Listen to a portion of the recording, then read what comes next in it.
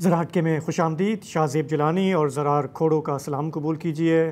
وسعت اللہ خان آج ہمارے ساتھ نہیں ہیں, وہ آ رہے تھے دفتر لیکن باہر آج اتنا کوئی ٹریفک رہا ہے کراچی میں کہ تمام در کوشش کے باوجود وہ پہنچ نہیں سکے. ہمارے ملک میں آج خبریں میں نے ذرا دیکھی, کچھ نہیں ہو رہا سوائے ایک کوئی بھوک ہڑتال ہو رہی ہے اسلام آباد میں.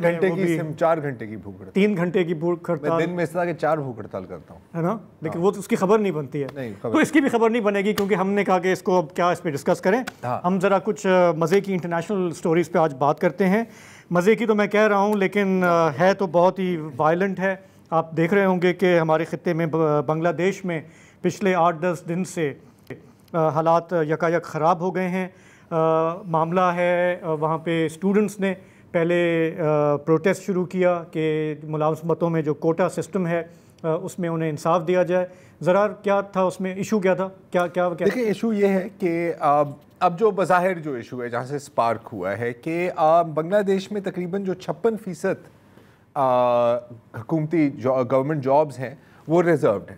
ٹھیک ہے, سب سے بڑی جو تعداد ہے وہ 30% ہے ریزروڈ جنہوں نے 1971 میں شرکت کی تھی, جو بنگلہ دیشی ان کو فریڈم فائٹرز کہتے ہیں یا ان کے جو شہداء ہیں ان کی اولاد کے لیے, جو اب 3rd جنریشن تک میرا خیال ہے 2nd یا 3rd جنریشن تک پہنچ گئے, ان کو ملتے ہیں 30%. پھر 10% ملتے ہیں خواتین کو, اور پھر جو پسماندہ علاقوں سے, پسماندہ ضلعوں سے, اور پھر 5% وہ ڈسیبلڈ کے لیے 1% اس طرح.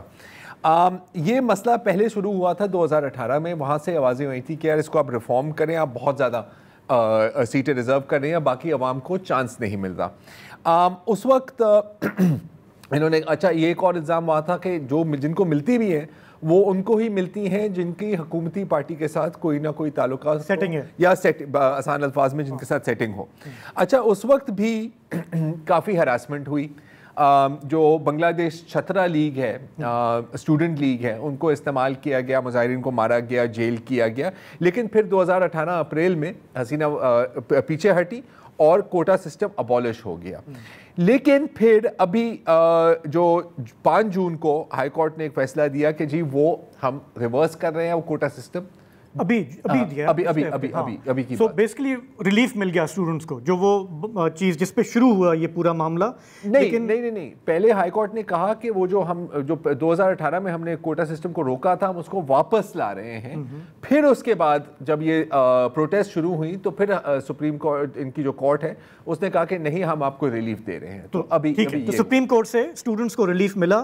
لیکن اس پورے معاملے کو جس طرح سے گورنمنٹ نے ہینڈل کیا, پولیس نے ہینڈل کیا, وہاں پہ وائلنس بہت ہوا, اور گورنمنٹ نے یہ بہتر سمجھا کہ ہم انٹرنیٹ کو ہی بند کر دیں. وہاں پہ ڈیجیٹل کرفیو لگا دیا گیا, دیکھتے ہی گولی مارنے کا حکم دے دیا گیا. اور اس پورے وائلنس میں آج کی جو میں رپورٹ دیکھ رہا تھا, وہاں کا ایک اخبار ہے ڈیلی اسٹار, وہ کہہ رہے ہیں کہ جی دیکھیں اعداد و شمار کسی کے پاس نہیں ہے, لیکن اب تک انہوں نے جو اکٹھے کیے ہیں وہ کہہ رہے ہیں کہ 146 پیپل آر ڈیڈ. اچھا, اب وہاں پر جو ماحول ہے, اب ہم اکثر بات کرتے ہیں کہ یار میڈیا پر بہت پابندیاں ہیں. بنگلہ دیش میں جتنی ہیں وہ ہمارے سے کچھ کافی حد تک زیادہ ہے. انفیکٹ سب کچھ ہی ہمارے سے حد سے زیادہ ہے, اس پر بھی ہم آتے ہیں. اگر وہ 146 یا 156 کی بات کریں, اس کا مطلب ہے کہ 200 سے اوپر تو ہے, کیونکہ جو بھی آپ ویڈیوز دیکھیں اس میں لوگوں پر گاڑیاں چلائی جا رہی ہیں. جو بنگلہ دیشی اسٹوڈنٹ لیگ ہے وہ پوری پولیس پروٹیکشن کے ساتھ اسٹریٹ فائر کر رہی ہے, پولیس اسٹریٹ فائر کر رہی ہے. ہمارے پاس بہت ویڈیوز ہیں جس میں آپ دیکھ رہے ہیں کہ یہ ہے ان کی وہ ریپڈ رسپانس فورس, اب نام اس کا مجھے بھی یاد نہیں ہے, ان پر بھی حملے ہو رہے ہیں. اور بہت ویڈیوز میں ہم نے دیکھا ہے کہ باقاعدہ APCs اور پولیس وہیکلز کے اوپر لاشیں ہیں, ان کو وہاں سے اٹھا کے پھینکا جا رہا ہے.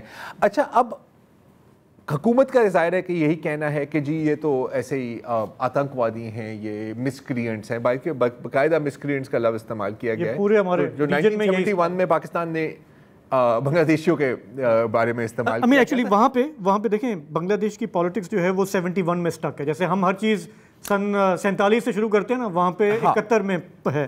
اچھا, وہ اپنے مخالفین کو کہتی ہیں کہ رضاکار ہیں. رضاکار مانا تہمت ہے, کیونکہ رضاکار وہ لوگ تھے جو پاکستانی آرمی کے سہولتکار تھے اس کانفلکٹ میں. تو یہ BNP کو اور جو جماعت اسلامی والے ہیں ان پہ الزام ڈال رہی ہیں کہ آپ اینٹی اسٹیٹ ہیں. یہاں پر پتہ ہے کیا ہوا, یہ چیز باقاعدہ شروع کب ہوئی؟ کیونکہ اچھا پہلے تو یار یہ سمجھنی چاہیے لاکھوں لوگ روڈز پر سڑکوں پر ہیں یا تھے کم از کم، اب تو کرفیو لگا ہوا ہے اور کافی قتل و غارت بھی ہوئی ہے. کتنی نوکریوں کے پیچھے آپ کو پتہ ہے؟ میں نے کہا کہ یار 2-4 لاکھ آپ نے سنا ہے کہ سوچا ہوگا نا کہ 2-4 لاکھ کوئی اتنا بڑا ایشو ہو گیا ہے تو کتنے میں سالانہ 3000 سرکاری نوکری، سرکاری نوکریاں جس پر یہ ہوا. تو مطلب کہ اس پر یہ نہیں ہوا، وہ ایک سپارک تھا، ایک چنگاری آپ سمجھ لیں، اور یہ پورا جو مواد ہے یہ پھر وہاں پر اگنائٹ ہوا. اصل میں جو مظاہرین ہیں ان کو غصہ کس چیز سے لگا؟ یہ جو آپ نے ابھی بات کی رضاکاروں کی، تو اتوار کے روز 2 دن قبل حسینہ واجد نے ایک بیان دیا اور اس نے کہا کہ اگر ہم اپنے شہداء اور اپنے ہیروز کی اولاد کو نہیں دیں گے تو کیا ہم ان رضاکاروں کی اولاد کو دیں گے؟ تو لوگوں نے کہا، کیونکہ وہی آپ کی بات ہے نا 1971 سٹک ہے وہاں پر نا، تو لوگوں نے کہا کہ آپ ہمیں رضاکار بول رہے ہیں تو آپ کون ہوتے ہیں؟ تو پھر یہ کمپلیٹ ایک آگ لگ گئی. آئی مین جو آپ دیکھ سکتے ہیں کہ جو اسٹوڈنٹ لیڈرز ہیں، ایک نہید اسلام اسٹوڈنٹ لیڈر ہے وہاں کا، ان کو اٹھایا گیا ان کے دوست کے گھر سے ایک نامعلوم جگہ پہ لے گیا. نامعلوم افراد نہیں، وہ تو بڑے معلوم ہی تھے، پولیس تھے. ان پر شدید تشدد ہوا، پھر ان کو روڈ پر بے ہوش حالت میں پھینکا گیا. وہاں سے اس نے کہیں گاڑی پکڑی، وہ پہنچا ہسپتال. تو ہسپتال نے دیکھا کہ یار یہ نہید اسلام ہے. ہسپتال نے کہا کہ نہیں جی آپ یہاں پر نہیں جا سکتے، خوف ہے، اور رپورٹرز کو بھی کہا کہ آپ اس پر کوریج نہیں کر سکتے. ڈان انگلش ڈیجیٹل کی بات ہوئی ابھی حال میں ہی. ذوالقرنین سے ایک بنگلہ دیشی صحافی ہیں جو ابھی لنڈن میں ان کی رہائش ہے. اب میں نے ان سے یہی سوال پوچھا گیا کہ اتنا جو ریاکشن آیا ہے یہ کہاں سے آیا ہے، تو سنو ان کے جواب. We did not really have proper elections since 2009 basically, since the Army League government came into power. It's all about them. They have been holding all the elections by themselves. People have been left out of their voting rights. People could not exercise their voting rights. And again, in the country, it's like it's very oppressed. People does not really have their voice. The government introduced various kind of measures like Digital Security Act, Cyber Security Act, just to keep their critics silent and also to gag the press, because in Bangladesh, the press, media, they cannot really hold the government accountable. The corruption in Bangladesh have gone rampant. Nepotism is massive. So it's a place where a common person, a common man's life is very miserable because he is kind of cornered. A common man is cornered, and a common man cannot really get any benefit if they are not really affiliated with the government part. تو یہ تھوڑی سی چیزیں اس میں سے نہیں سنائی آپ کو لگیں گی، رائٹ؟ آپ ریپریس کریں، آپ دباؤ ڈالتے جائیں تو کہیں نہ کہیں پریشر کوکر کی طرح وہ پھٹے گا. اب تقریباً 2009 سے ڈی فیکٹو، اچھا کہنے میں لکھنے میں آن پیپر تو ڈیموکریسی ہے جی، الیکشنز بھی ہوتے ہیں، آپ کیا کہہ رہے ہیں، بالکل جمہوریت ہے، لیکن de facto one party state ہے. اچھا اگر آپ کا تعلق رولنگ پارٹی کے ساتھ نہیں ہے تو آپ کا کچھ نہیں بن سکتا. اچھا یہ جو 3000 نوکریوں کی میں نے بات کی نا، 56% جو یہ ریزروڈ ہے، مطلب کہ 1500 سے زیادہ نوکریاں، وہ بھی آپ کو اس وقت ملتی ہیں اگر آپ کی سیٹنگ ہوتی ہے، ٹھیک ہے، عوامی لیگ کے نمائندوں کے ساتھ. جو رولنگ پارٹی کی جو اسٹوڈنٹ ونگ ہے وہ کمپلیٹ ایک مافیا ہے.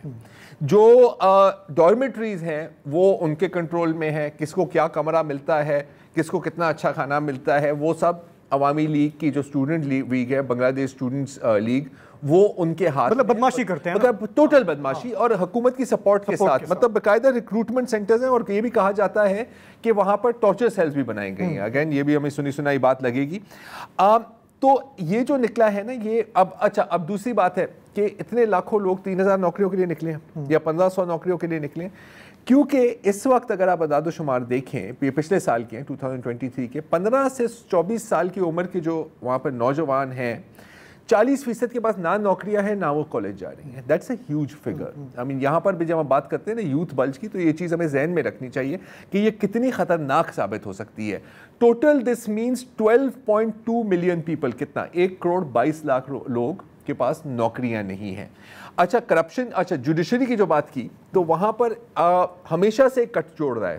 یہاں پر تو پھر بھی آپ کانفرنٹیشن دیکھتے ہیں نا، جیسے آج کل آپ دیکھ رہے ہیں، وہاں پر ایک ٹوٹل کٹ جوڑ ہے. لیکن 2009 کے بعد پچھلے 14 سالوں میں آپ سمجھیں کہ حکومت اور عدلیہ ایک ہی چیز ہے، بلکہ ایک گڈ کاپ بیڈ کاپ والی گیم کھیلتے ہیں کہ جب حکومت نے دکھانا ہوتا ہے نا یار, کچھ کرانا ہوتا ہے جو وہ چاہتے ہیں کہ یار ہمارے پہ الزام نہ آئے, عدلیہ پر آئے, تو وہ ان سے کروا دیتے ہیں. اچھا صرف عدلیہ ہی نہیں, ایون فوج کی اگر ہم بات کریں تو ریاست کا تقریباً ہر ادارہ جو ہے وہ آہستہ آہستہ شیخ حسینہ کے کنٹرول میں آتا گیا ہے, اور چاہے یونیورسٹیز ہوں, عدلیہ ہو, فوج ہو, پولیس ہو, سب کچھ, انٹیلیجنس ایجنسیز. تو آج میں الجزیرہ میں ایک کالم پڑھ رہا تھا, شاہد العالم ہیں, صحافی ہیں, بہت ہی سینئر بنگلہ دیش کے, بہت ہی ایک کریڈیبل نام ہے. انہوں نے ایک پیس لکھا ہے اور انہوں نے کہا کہ بات جو ہے وہ ابھی ایک کوٹا سسٹم کی بحث سے آگے نکل گئی ہے اور شیخ حسینہ کو جانا ہوگا. انہوں نے کہا کہ میری یہاں پر جن لوگوں سے بات ہو رہی ہے, ایگزیکٹلی یہی بات جو بھی ہم نے سنی, یہ جو جرنلسٹ بتا رہے تھے کہ یہ جو غم و غصہ ہے یہ آہستہ آہستہ وقت کے ساتھ یہ بڑھ رہا تھا. اچھا, شاہد العالم کے پیس میں انٹرسٹنگ بات یہ ہے کہ انہوں نے کہا جتنی لاشیں میں نے دیکھی ہیں اب تک ان میں سے بیشتر کو سنگل بلٹ تھی, ٹھیک ہے, شوٹ ٹو کل, اور باقی جو ہم سنتے تھے کشمیر میں وہ چھرے والی بندوق پیلٹس جو ہیں کہ وہ آپ کے فیس پہ آئیں گی, آپ کو اندھا کر دیں گی, باقی پھر وہ ہیں. اچھا, وہاں پہ آئی ونڈر کہ اس وقت کوئی یہ کہہ رہا ہے کہ یار فوج تو آخر اپنی ہے نا, وہاں پہ اس وقت لوگوں کا غم و غصہ بہت بڑھ رہا ہے. اور آرمی چیف جو ہے میں دیکھ رہا تھا کہ وہ کیا سوچ رہے ہیں, کیونکہ ہمارے یہاں بڑا سوال یہ اٹھتا ہے کہ کیا آرمی ٹیک اوور کرے گی ان حالات میں. تو پتہ یہ چلا کہ ابھی جو موجودہ ان کے آرمی چیف ہیں لیفٹیننٹ جنرل وقار الزماں, وہ آج پریزیڈنٹ سے ملے ہیں. انہوں نے پورا یقین دلایا ہے کہ ہم کرفیو اور ہم نے اتنے ڈسٹرکٹس پہ ہم نے اپنی نفری لگائی ہوئی ہے, ہم اس کو کنٹرول کریں گے. اچھا, یہ بھی کیسے ہوا ہے, سکسیسو آرمی چیفز جو ہیں وہ پورا ایک سسٹم وہاں پہ آ گیا ہے.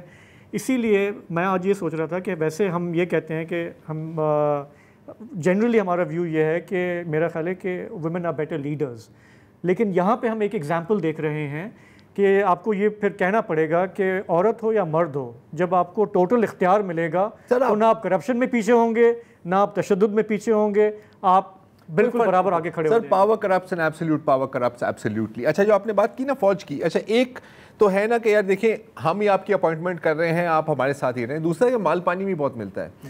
اب جیسے کہ جو سابق آرمی چیف ہیں ان کے جنرل عزیز احمد, ان کا یو ایس میں داخلہ بند ہو گیا جی بیکاز آف کرپشن چارجز. جو سابق پولیس چیف ہیں, جو ٹیکس آفیشلز ہیں, اور جو پرسنل مشیر ہیں, اسسٹنٹ ہیں ٹو دا پرائم منسٹر, ان سب پر کرپشن چارجز لگے ہیں. اچھا, اب آپ کو پتہ ہے کہ بنگلہ دیش میں چین اور انڈیا کے کمپٹیشن ہے, ٹھیک ہے, تو انڈیا ہمیشہ امریکہ کو کہتا ہے کہ یار ان پہ آپ تھوڑا سا ہولا ہاتھ رکھیں, بہت زیادہ پریشر ڈالیں گے نا جمہوریت کا تو یہ شاید چائنا کے ایکسیس میں نہ چلے جائیں. اس کے باوجود امریکہ نے کئی بنگلہ دیشیز کی انٹری بین کر دی ہے کہ آپ ڈیموکریسی میں انٹرفیئر کر رہے ہیں. تو آپ سوچیں کہ وہ بات کہاں تک پہنچ گئی ہوگی کہ امریکہ اپنے اسٹریٹجک انٹرسٹ کو سیکریفائز کر رہا ہے اس میں. اچھا, اب دو اور چیزیں ہیں اس میں. ایک تو ہے اکانومی کی بات, کیونکہ ایک ہم ہمیشہ یہاں پر بات کرتے ہیں پاکستان میں, آپ کو پتہ ہے ماڈلز کا بڑا شوق ہے, فیشن ماڈلز, شاید صرف فیشن ماڈلز نہیں لیکن کنٹری کے ماڈلز, یعنی کہ کس طرز پہ ہمیں چلنا ہے. بنگلہ دیش ماڈل کہ جی دیکھیں بے شک مطلب ایک شام ڈیموکریسی ہو, بے شک ایک ہائبریڈ یا ایک آٹوکریٹک رول ہو, لیکن کام تو چلے, معیشت کے پہیے چلیں. وہ اس وقت تک صحیح ہے جب تک معیشت کے پہیے چل رہے ہوں, لیکن the nature of autocracy is کہ جب آپ کے چیکس اینڈ بیلنسز ختم ہو جائیں, صرف شاہزیب ہیں جیلانی, سوری ایک سیکنڈ آپ کو میں خانزادہ بول رہا تھا, وہی سب کو چلا رہے ہیں, تو ایونچولی یہ چیز کولیپس کرے گی. تو تھوڑا سا یہ بھی نظر ڈالتے ہیں کہ بنگلہ دیش کا جو اکنامک میریکل جس کے بارے میں ہم بات کرتے ہیں وہ واقعی میریکل تھا یا مراج تھا. After the break. Welcome back. اچھا, اس میں کوئی شک نہیں ہے کہ پچھلے دہائیوں میں بنگلہ دیش میں بہت ڈیولپمنٹ ہوئی ہے, لیکن پچھلے 3-4 سالوں میں ہم نے دیکھا ہے کہ اگر ڈیولپمنٹ کے ساتھ اکاؤنٹیبلٹی نہ ہو تو معاملات بگڑنے لگ جاتے ہیں. بنگلہ دیش نے لونز بہت لے لیے ہیں, بالکل ہماری طرح.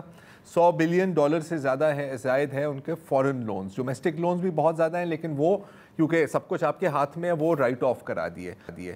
اچھا, حکومت کہتی ہے کہ ہم 7% پر گرو کریں گے تو ایکچولی 3% پر گروتھ ہوتی ہے. حکومت کہتی ہے کہ مہنگائی 10% پر ہے, لیکن ایکچولی آن دا اسٹریٹ 40-50% پر پہنچی ہوئی ہے. پچھلے سال اور اس سال میں تقریباً 4 بار گیس اور بجلی کی قیمتیں بڑھی ہیں. ہمارے یہاں تو میرے خیال کو 20 بار بڑھی ہیں. تو آپ دیکھ سکتے ہیں کہ وہ چیز کہاں جاتی ہے. اور اب صورتحال میں بھی پڑھا تھا, ایک اسی سال کی رپورٹ ہے کہ صورتحال یہ ہے کہ لوگ اپنے کچن چلانے کے لیے قرض لے رہے ہیں باقاعدہ بینک سے.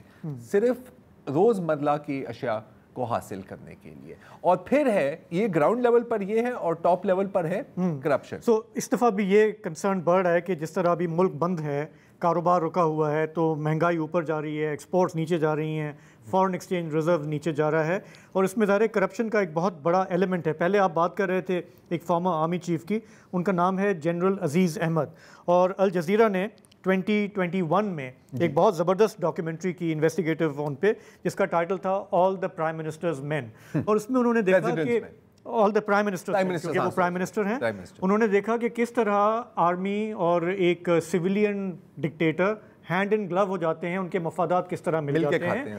انہوں نے کہا کہ یہ جو جنرل عزیز صاحب ہیں, ان کے 3 بھائی ہیں, اور وہ دہائیوں سے ان کا ذاتی تعلق ہے شیخ حسینہ کے ساتھ.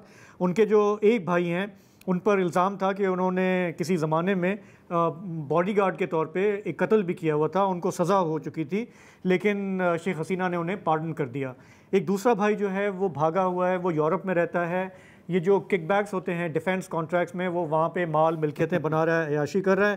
ایک اور بھائی جو ہے وہ بھی اسی طرح ملک سے باہر ہے, اور وہ ڈیفینس ڈیل سے کما رہا ہے, اور وہ اوپنلی یہ کہتے ہیں کہ شیخ حسینہ آپ بتائیں نا کام کیا کروانا ہے, ہم یہاں بیٹھے ہیں. آپ کا بھائی سو یہ جو اتنا ڈیپ جو یہ پورا ایک سلسلہ تھا, اور یہ ڈاکیومنٹری دیکھنے کی ہے اگر آپ کا اس میں انٹرسٹ ہو, تو انہی کے بارے میں آپ بتا رہے تھے کہ ابھی امریکہ نے یہ جو فارمر آرمی چیف ہیں ان کو بلیک لسٹ کیا ہے کہ آپ کی جو کرمنل امپائر ہے وہ بہت زیادہ اب ایکسپوز ہو چکی ہے. تو کہنے کا مقصد یہ کہ ہم بار بار یہ یہاں پہ بھی ہم ذکر کرتے ہیں نا کہ یار بھلے ڈکٹیٹرشپ ہو, کچھ بھی ہو, سویلین ہو یا ملٹری ہو, اگر ملک ترقی کر رہا ہے تو ہم خوش ہیں. آئی تھنک یہ ایک ایگزامپل ہے کہ یہ سونے اور لیٹر نا it catches up with you. آپ کو عارضی طور پہ لگے گا کہ ہماری ایکسپورٹس بوم کر رہی ہیں, ہمارا فلانا یہ ہو رہا ہے, لیکن جیسے جیسے آپ نظام کو گھٹن میں لاتے جائیں گے وہ پھر اس طرح سے آ کے ابل پڑے گا. جیسے کہ اس کی ایک شیلف لائف ہوتی ہے, اس کی ایک شیلف لائف. اگر چیکس کسی بھی سسٹم کو آپ لے لیں, اگر اس میں چیکس اینڈ بیلنسز ختم ہو جائے نا تو پھر یہی حال ہوتا ہے. اچھا اب ظاہر ہے کہ بہت لوگ کہتے ہیں کہ یار آپ کس طرح کی باتیں کر رہے ہیں, وہاں پہ بھی جمہوریت ہے, ہم یہاں پہ بھی کہتے ہیں کہ پاکستان میں بھی جمہوریت ہے, الیکشن تو ہوتے ہیں نا آخرکار. تو پچھلی الیکشن جو تھی نا, اب ہم مطلب وہ فارم 47 کو بھول جائیں گے, بڑی مزیدار تھی. ایک تو بی این پی نے بوائیکاٹ کیا, انہوں نے کہا کہ یار کوئی فائدہ ہی نہیں ہے, ہمارے سارے بندے جیل میں ہیں, ہماری ساری میڈیا کو آپ نے ریسٹرکٹ کیا ہوا ہے, صرف حکومت کا ہی پوائنٹ آف ویو جاتا ہے, پوری مطلب اسٹیٹ کے جتنے بھی ستون ہیں ریاست کے وہ آپ کے ہاتھ میں ہیں, تو ہم کیوں کھیلیں, رائٹ. اچھا اب ظاہر ہے کہ عوامی لیگ نے کہا تھا کہ یار اب دیکھیں بڑا عجیب لگے گا کہ اگر مطلب ہمارے خلاف کوئی بندہ کھڑا ہی نہیں ہوا, ٹھیک ہے, جیسے میں اب عوامی لیگ کا نمائندہ ہوں, ہر جگہ آپ بلا مقابلہ جیت جائیں, بلا مقابلہ. ایسے تو اچھا نہیں لگتا نا یار, لوگ کیا کہیں گے, نہیں مطلب. تو وہاں پر کیا ہوا کہ انہوں نے باقاعدہ ڈمی کینڈیڈیٹس کھڑے کیے, ٹھیک ہے, کسی کو پکڑ لیا, وسط بھائی تو آ جا, تھوڑا سا الیکشن کھڑا ہو جائے میرے خلاف.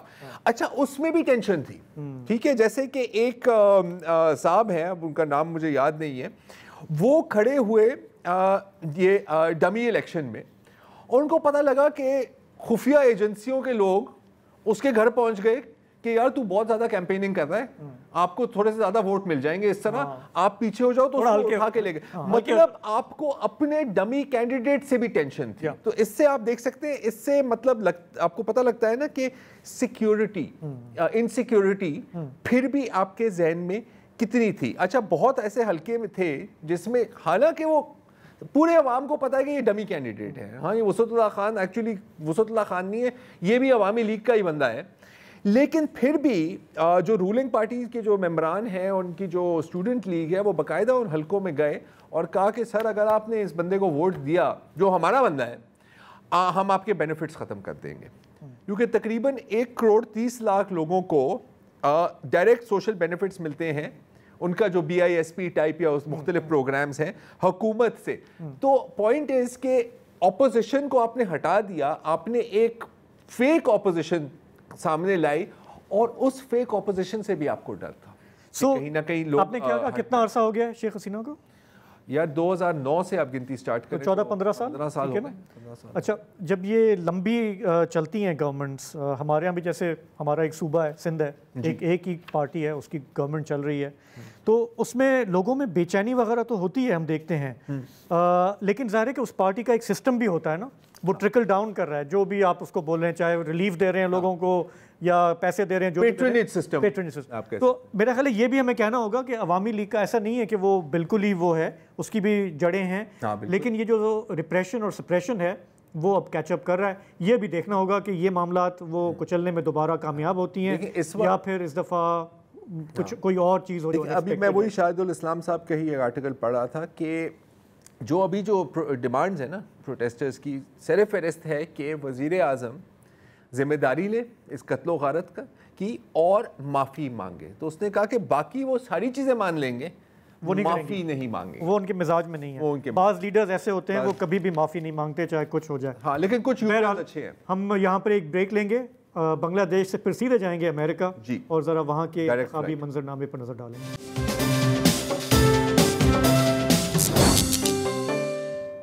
پچھلے 10 دنوں میں امریکن سیاست میں وہ سب کچھ ہوا ہے جو شاید پچھلے 10 سالوں میں نہیں ہوا.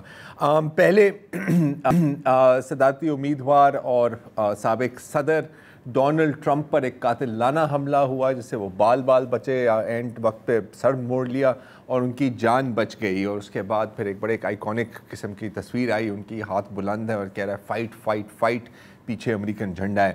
اچھا اب اس سے پہلے بھی جو اچھا اس کے ساتھ ساتھ جو سیکرٹ سروس ہے اس پر بڑی تنقید ہوئی، بالخصوص کمبرلی چیڈل جو سیکرٹ سروس کے ڈائریکٹر ہیں، جنہوں نے آج بالآخر استعفیٰ بھی دے دیا ہے، کم از کم یہ رپورٹ ہو رہا ہے.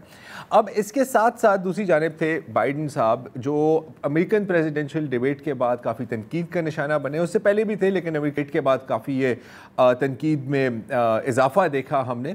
اور 9 دن پہلے، تقریباً ایک ہفتہ پہلے، ان کا یہ کہنا تھا جب ان سے پوچھا گیا کہ سر جی کیا آپ تھوڑا سا سائیڈ پکڑنے والے ہیں اور کسی اور کو موقع دیں، تو سنیے ان کا کیا کہنا تھا. What's Joe Biden going to do? Is he going to stay in the race? Is he going to drop out? Here's my answer. I am running and we're going to win. I'm not going to change that. لیکن پھر کچھ عجیب سا ہوا کہ چند دن قبل اتوار کو ایک ٹویٹ آتی ہے جس میں جو وائٹ ہاؤس کے لیٹر ہیڈ پر نہیں ہے لیکن اس میں لکھا ہوا ہے کہ جی ملک اور ڈیموکریٹک پارٹی کے عظیم تر مفاد میں پیچھے ہٹ رہا ہوں. اور پھر اس کے بعد کمالا ہیرس جو ان کی نائب صدر ہیں ان کو انڈورس کیا گیا. لیکن اس کے بعد بائیڈن صاحب کا کوئی نام و نشان ہی نہیں ہے. اور یہ ایک اچھا سوال بنتا ہے کہ اگر وہ الیکشن میں لڑنے کے قابل نہیں ہے تو کیا وہ اگلے 4 مہینے ملک چلانے کے قابل ہیں. بہرحال ایک پھر بڑی انٹرسٹنگ چیز ہوتی ہے کہ کمالا ہیرس اپنی ایک ریلی میں بائیڈن سے فون کال پر بات کرتے ہیں اور اس میں تھوڑی سی سلپ آف دا ٹنگ ہوتی ہے، وہ ذرا سنیے. It is so good to hear our president's voice. Joe, I know you're still on the call, and we've been talking every day. مطلب منہ سے نکل رہا تھا you're still on the recording اور پھر وہاں پر کال پہ گئی. تو اب ہمیں یہ نہیں پتا کہ بائیڈن ان کے ساتھ تھے، کس حالت میں ہیں یا نہیں. بہرحال سوال اب یہ بنتا ہے کہ این وقت پر 4 ہی ماہ رہ گئے ہیں میرے خیال الیکشنز میں، اور ایک نیا کینڈیڈیٹ ڈونلڈ ٹرمپ کے سامنے آ گیا ہے. تو کیا ان کو پریشان ہونا چاہیے؟ کمالا ہیرس کے چانسز کیا ہیں؟ ان سب چیزوں پہ بات کرنے کے لیے ہمیں جوائن کر رہے ہیں انور اقبال صاحب، our correspondent in Washington. Anwar, thank you for joining us. اس وقت آپ کو کیا لگ رہا ہے کہ کمالا ہیرس کے چانسز کیا ہیں؟ مجھے پتا کہ ابھی 4 مہینے رہتے ہیں، بہت کچھ ہو سکتا ہے، لیکن as we stand how does she look to you?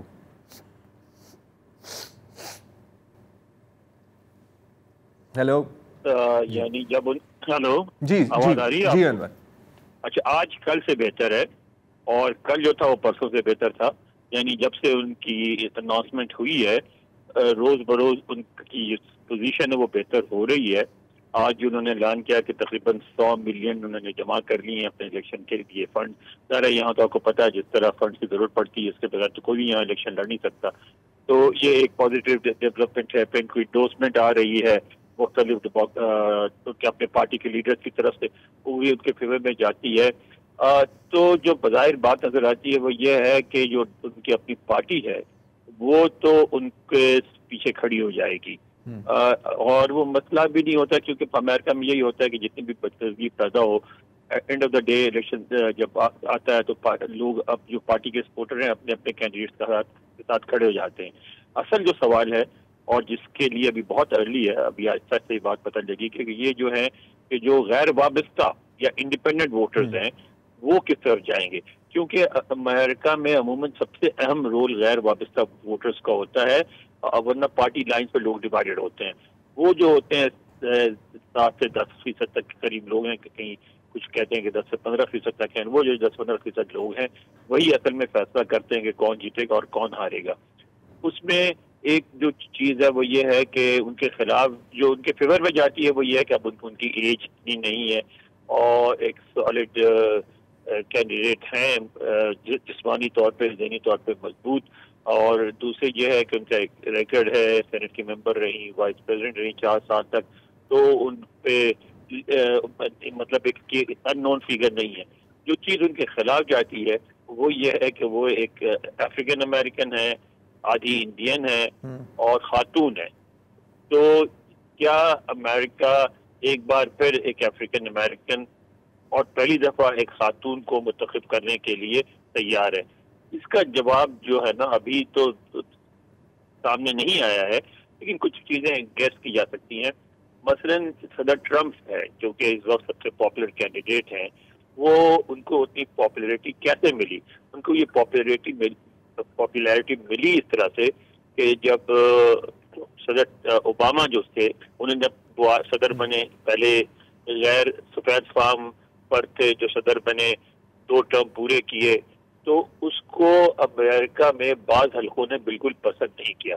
یہ وہ حلقے ہیں جو کہ جن کو یہاں ایک ٹرم یوز ہوتی ڈیریگیٹوری ہے کہ ریڈ نیکس, یعنی میں اس کو استعمال نہیں کرنا چاہتا, اس سے مراد یہ ہوتی ہے کہ جو شہروں سے باہر رہنے والے, دیہاتوں میں رہنے والے لوگ جو کہ بہت زیادہ فخر کرتے ہیں اپنے سفید فام ہونے پر, بہت زیادہ فخر کرتے ہیں اپنے کرسچن ہونے پہ, اور یہ لوگ اس حد تک اپنی ریس سے فخر کرنے والے ہیں اور اپنے مذہب پہ کہ یہ ان کے بارے میں کہا جاتا ہے کہ ٹرمپ سے پہلے یہ پولیٹیکل پروسیس میں شامل نہیں ہوتے تھے. وہ کہتے تھے یہ سارا پروسیس ہی ہمارے خلاف جاتا ہے. اور میں بھی کچھ وقت گزارا ہے میں نے دیہاتی علاقوں میں, اور ان سے گفتگو سنی ہے بیٹھ کے. میرے ایک دوست ہے شکاگو سے 250 میل دور ایک گاؤں میں کالج ہے, وہاں پروفیسر تھے, تو میں جاتا تھا تو ان سے گفتگو ہوتی تھی لوگوں سے, تو وہ یہ کہتے تھے اقوام متحدہ بھی ایک سازش ہے امریکہ کے خلاف, ساری دنیا جو ہے سفید فاموں کا تسلط ختم کرنا چاہتی ہے, ہم کو برداشت نہیں کریں گے وغیرہ وغیرہ. مگر یہ لوگ کبھی پالیٹکس میں نہیں آتے تھے. ڈونلڈ ٹرمپ نے ان کو پولیٹیکل پروسیس کا حصہ بنایا اور ایک ایسا ایک ووٹ بینک تیار کیا جو کہ یہ جو بیلنس بنتا ہے ریپبلکن اور ڈیموکریٹ کا وہ سے ابو ہے.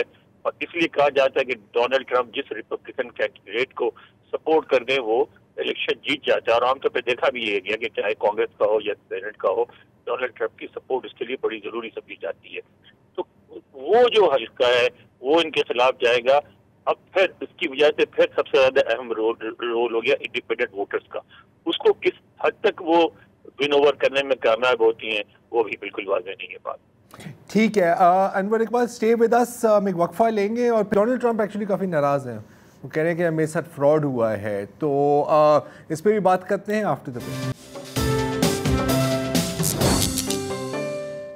Welcome back. اچھا انور, پچھلے 10 ماہ میں ہم نے دیکھا ہے کہ فلسطین میں جو اسرائیل کر رہا ہے یہ ایک بہت بڑا ایشو بنا کچھ لوگوں کے لیے امریکہ میں بھی, اور بالخصوص یہ وہ لوگ تھے جو شاید ڈیموکریٹک پارٹی کے سپورٹرز تھے, زیادہ تر نوجوان تھے, پروگریسو ووٹرز جن کو کہا جاتا ہے, اور کافی حد تک یہ جو بائیڈن کے خلاف ہو گئے بیکاز ان کی جو سپورٹ تھی اسرائیل کے لیے وہ شاید کسی اور امریکن صدر سے بھی زیادہ تھی.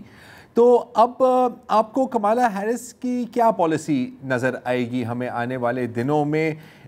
ان باغی ووٹرز کو کیا وہ واپس اپنی طرف لا سکے گی آپ کی نظر میں؟ کیونکہ ویسے تو میں نہیں خیال کہ کوئی زیادہ ان کی اسرائیل پالیسی ان کی اور بائیڈن کی اسرائیل پالیسی میں کوئی بہت زیادہ فرق نظر آئے گا. دیکھیں انہوں نے پہلا قدم تو اٹھایا ہے ان ووٹرز کو جو اپنے ان کو نرم کرنے کی طرف, اور وہ ہے کہ انہوں نے یہ نتنیاہو آ رہے ہیں اور اس میں جو اس سارے سلسلے سے تھوڑا سا اپنے آپ کو ڈسٹینس کیا رکھا ہے انہوں نے. یعنی وہ جو وائس پریزیڈنٹ کے طور پہ ان کو جو کانگریس کی جو اجلاس ہوگا اس کی صدارت کرنی چاہیے تھی, لیکن وہ نہیں کریں گے, اعلان کیا ہے شاید شریک بھی نہ ہوں. اور لیکن اگر شریک ہو بھی گئی تو جو زیادہ سے انکار کیا ہے اس کا ایک پازیٹیو امپیکٹ ان پر پڑے گا. اور اس کے علاوہ ایک اور ایشورنس وہ دے رہی ہیں اور زیادہ کھل کے دیں گے آنے والے دنوں میں, وہ یہ ہے کہ صدر بائیڈن کی طرح, لیکن ان کا ذرا اندازہ بیان میں ان کو زیادہ زور لانا پڑے گا, وہ یہ کہ وہ ایک جو 2 ریاستی پالیسی ہے امریکہ کی کہ ایک ریاست اسرائیل کی ہو تو ایک ساتھ فلسطینی کی ریاست بھی ہو, اس کی ان کو زیادہ بات کریں گی انداز سے یہ لگتا ہے. اور جب بھی یہ سوال اٹھے گا تو اس میں اس پہ زیادہ زور دیں گے کہ ہاں دوسری ریاست بھی بننی چاہیے, فلسطین کی بھی بننی چاہیے. اچھا, ان ووٹرز کو ون اوور کرنا کوئی بہت مشکل نہیں ہے, ان کے حمایت حاصل کرنا بہت مشکل نہیں ہے, اس لیے کہ امریکہ میں رہنے والے سارے عرب اور مسلمان اس بات کو سمجھتے ہیں. ایک تو امریکہ کی ٹوٹل پاپولیشن کا مسلمان جو ہے 1% ہے یا 1.2 یعنی 1.2% ہے. تو وہ یہ سمجھتے ہیں کہ امریکہ جو ہے نا راتوں رات فلسطین کا حمایتی نہیں بن جائے گا. وہ یہ سمجھتے ہیں کہ امریکہ میں اسرائیل کی حمایت جاری رہے گی کیونکہ ایک پورا ایک طویل تاریخ ہے, کلچرل انوالومنٹ ہے, تہذیبی انوالومنٹ ہے ان کی جوز کے ساتھ. لیکن وہ یہ چاہتے ہیں کہ جو کچھ غزہ میں ہوا ہے وہ اس طرح نہ ہو, کچھ جو خون خرابہ رکے اور کچھ آگے فلسطینیوں کے حقوق کی بھی باتیں ہوں. تو اگر فلسطینیوں کے حقوق کی باتیں کریں, 2 ریاستوں کی باتیں کریں, تو اس سے یہ لوگ کچھ نہ کچھ تو موم ہوں گے کیونکہ وہ اپنی مجبوریوں کو بھی سمجھتے ہیں. تو میں نہیں سمجھتا کہ کمالا ہارس کے لیے یہ کام کرنا بہت مشکل ہے. جی ٹھیک ہے انور اقبال, بہت بہت شکریہ اس کے لیے.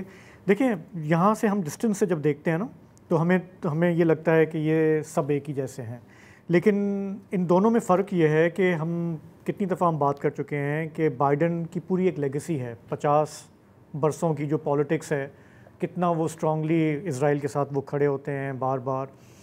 کملا ہیرس کے جو بیانات دیکھیں آپ تو وہ بار بار انہوں نے جو فلسطینیوں پہ جو گزر رہی ہے اس پہ انہوں نے بات کی ہے, توجہ کی, اور اسرائیل کو کرٹیسائز بھی کیا ہے. تو جس طرح انور نے بھی کہا کہ ایسا نہیں ہے کہ یکایک کوئی امریکہ کی پالیسی تبدیل ہو جائے گی, لیکن آپ کو ایک ڈفرنس نظر آئے گا the way Biden handled it and the way she will handle it.